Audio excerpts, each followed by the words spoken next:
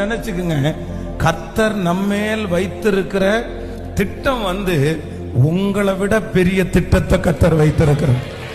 நம்முடைய படிப்பை விட பெரிய திட்டத்தை கர்த்தர் நம்ம மேல வச்சிருக்கிறார். நம்முடைய குடும்ப பின்னணியை விட ஆண்டவர் நம்ம மேல் பெரிய திட்டத்தை வச்சிருக்கிறார்.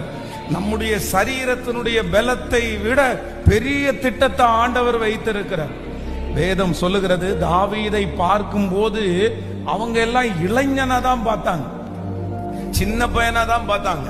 ஆனா அவனுக்கும் அவனுடைய சரீரத்திற்கும் ஆண்டவர் வச்சிருக்கிற திட்டத்திற்கும் ஏணி வச்சா கூட எட்டாது.